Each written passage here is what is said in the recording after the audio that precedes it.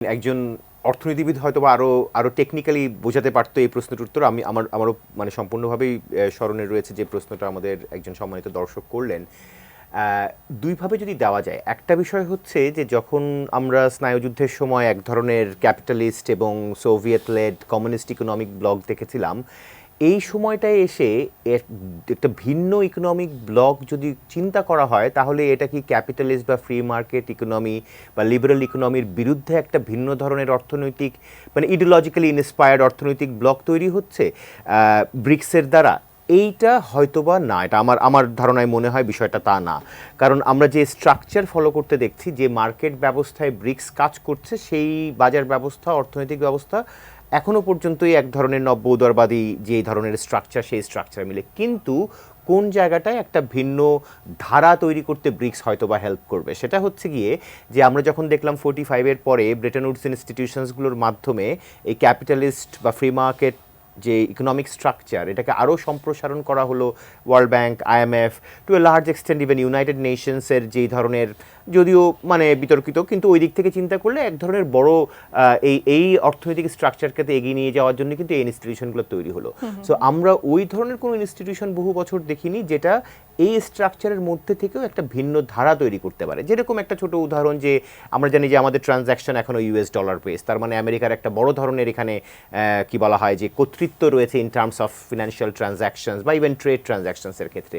এখন আমরা কি দেখব যে ব্রিক্সের মাধ্যমে যেহেতু আরও অনেক সদস্য এখানে যুক্ত হলো এবং রিজিওনাল রিপ্রেজেন্টেশন এক ধরনের রয়েছে, বিভিন্ন অঞ্চলেরই দেশগুলো রয়েছে যারা সেই অঞ্চলেও গুরুত্বপূর্ণ শক্তি, তো তারা সকলে মিলে কি একটা অল্টারনেটিভ কারেন্সি স্ট্রাকচার তৈরি করতে পারবে কিনা, তখন আমরা বলতে পারবো যে একেবারে পুরো মাত্রায় একটা অল্টারনেটিভ স্ট্রাকচার হয়েছে। ব্রেকফাস্ট, টিফিন কিংবা স্ন্যাক টাইমে মজাদার আয়োজন মানে অল টাইম ব্রেড। বা আমরা জানি যে ব্রিক্সের দেশগুলোর মধ্য দিয়ে এক ধরনের একটা ব্যাংকিং স্ট্রাকচার তৈরি হয়েছে। তারা অল্টারনেটিভ পেমেন্ট স্ট্রাকচার কি করে করা যায় যদি ইউএস ডলার নিয়ে খুব সমস্যা তৈরি হয় কখনো, যেটা আমরা প্রায়ই দেখি, যেরকম রাশিয়া ইউক্রেন ওয়ারের পরেও আমরা দেখেছি যে আমাদের মতো দেশগুলো ডলার সংকটের কারণে এই বাজার ব্যবস্থায় একটা বড় ধরনের প্রভাব পড়েছে। তো তখন আমরা কি রাশিয়াকে রুবলে পে করতে পারতাম, বা আমরা কি আরও অন্যান্য আমাদের যারা বৃহৎ কি বলা হয় ট্রেডিং পার্টনার রয়েছে, আমরা কি সেই কারেন্সিকে পে করতে পারবো? এখনকার কাঠামোতে না, কিন্তু ভবিষ্যতে ব্রিক্স এবং এই ধরনের আরও এক্সপ্যান্সিভ একটা জায়গা নিয়ে কি একটা অল্টারনেটিভ ফিনান্সিয়াল স্ট্রাকচার বা ইকোনমিক ইউনিয়ন তৈরি করতে পারবে কিনা, একটু দেখার বিষয় রয়েছে।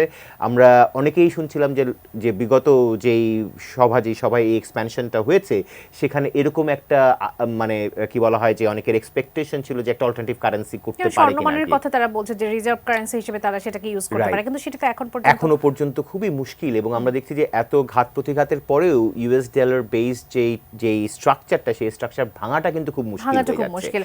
আর একটা ছোট্ট বিষয়, সেটা হচ্ছে যে একই সাথে যেটা গুরুত্বপূর্ণ সেটা হচ্ছে যে এই ট্রেডিং স্ট্রাকচার ছাড়াও মনে রাখতে হবে যে একটা বড় সংখ্যক মানে যারা এখানে এই সদস্য রাষ্ট্র রয়েছেন এবং যারা মানে আরও কি বলা হয় যে প্রসপেক্টিভ মেম্বার হিসেবে ফিউচারে ডিসকাসড, এরা কিন্তু বড় মার্কেট।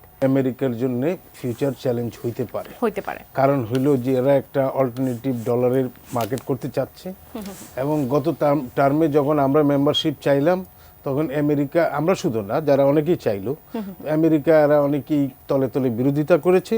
এবং আমাদেরটাকে তাদের মেম্বার, আমাদের খুব ঘনিষ্ঠ ইন্ডিয়ার মাধ্যমে আপত্তি জানাইছে যে এইসব দেশের উপর স্যাংশন। এবং তো এত শেখ হাসিনার আমলে এত ভালো সম্পর্ক, কিন্তু ওই জায়গায় অবজেকশন দেওয়া হয়েছে।